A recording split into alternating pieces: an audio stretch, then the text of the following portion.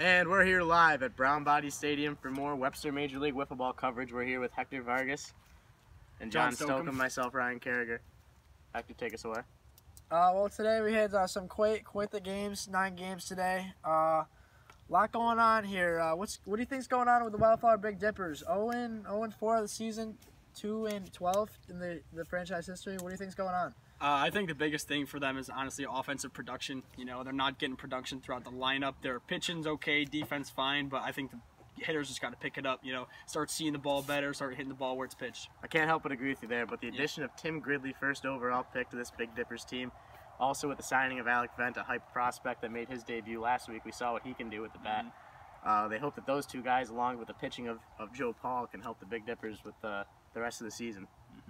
What do you got to say with the Pineview Poker Chips? Runner-ups, first year, 2016. Off to a slow start. Finally won their second game of the night, 1-3 right now. What's going on there? They pretty much have the same lineup. Well, the Poker Chips are one of the better teams coming into the league. We thought this year they were high in the power rankings, but disappointing showing last week because they dropped 2, and I believe they lost the first tonight. They did. They got to get behind the wing of Tyler Jenkinson. He's really the heart and soul of that team on the mound. Yes, I agree. Throwing the wiffle balls, and then Joey Cohen's got to pick it up. Let me tell you, Joey Cohen is an owner, a GM, one of the respected owners around the league, and he's really got to get his team going, or else it doesn't look good. Yeah. Now, what can you say about the heated rivalry between the Houston Hippos and the Gallant Foxes? We had a lot of chirping going on today. You know, is that going to be a problem going forward?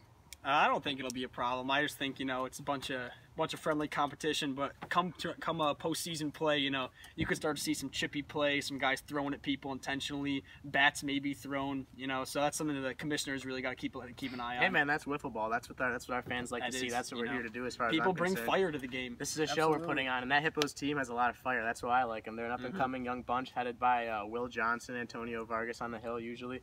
I like what it's looking like for the Houston Hippos. Absolutely. I may have to check my stats, but I do not think that team is lost with Antonio on the bump. So maybe that's something you look for come postseason play. Antonio Vargas arm, you know, the Vargases can throw it. We had a pitching duel today between those two, but as far as the Latino Heat, 2-0 and now 2-2, what do you think's going on there? I think the Latino Heat are a great roster up and down. Picking up Ben Monroe especially this year has really boosted things around there for them. Hector Vargas on the hill, of course, to my right, wielding a nice curveball from the left side. I think the Latino Heat are going to be okay, but just a little hiccup tonight as they came in and they kind of ran into an upstart bunch, the Hollyhock Hooligans, in the game of the week, and I'd say that's nothing to worry about. Now, what can we say about the new franchise, the Shallow Creek Conquistadors? 0-2 start. They had 2 players from their original roster, came up with a full squad today, and came out with 2 wins in the losers. I think honestly the full squad was the biggest part. You know, guys starting to rally together, string some hits together, and honestly put some runs on the board. I think that overall they're going to be a good team. I don't know if we're looking at championship contention yet, but I think they're going to be a solid team come the end of the year. I gotta agree. We get to the final matchup to the day. Hooligans, first matchup in franchise history. GM here, what do you got to say? What went wrong for you guys today? I would just first like to start out by thanking the fans of the Hollyhock Hooligans and those of you who've been with us from the beginning. It's quite a run. You don't win 13 games in this league without hustle, grit, composure, and really, really fighting as a unit. Tonight we took, I believe, the Lion Kings into 6 innings, 5 innings, something to that tune.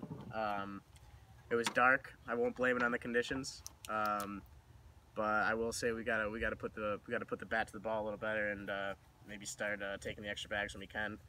Base running mistakes cost us huge in this game. I believe we had 2 major base running errors, but we're gonna look ahead.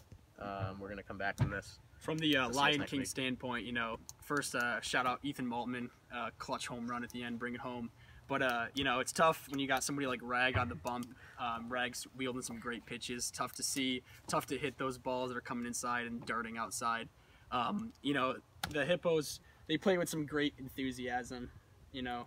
Hooligans, sorry about that.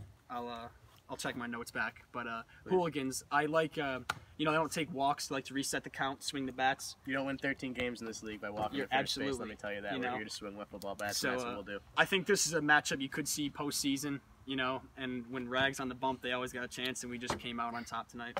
Now, to conclude the the production for tonight. Houston Hammerheads missing the big boppers. They decided to go check out the Yankees game. But we had a spark of light from the young talent here. Hunter DePro's a 12-year-old, youngest player in league history. Hit his first home run, youngest to ever homer. What do you think that's got to say about the young incoming talent coming up as this league continues to grow? I think it says a lot. I think that if you're an up-and-coming young wiffle baller, perhaps between the age of 3 to 7, you're looking at what's going on right now in the leagues. The Webster Major League Wiffleball Association perhaps would be the one you'd look at, and you see guys like Hunter D coming up with huge hits. Of course, it was huge. It's just you really love to see it. He's got a lot of room to grow. Electrifying. Only 12 years old, long career ahead of him. You can only expect him to only go up from here. Like just dream about what the rest of Webster has to offer here. Only drawn from one side. You start to get production from guys like that, and you get the boppers back, and that team could be scary down the stretch. They could. The Hammerheads could be a threat here. So yeah. All right. Thank you for joining us tonight, and we'll see you next week. Thank you.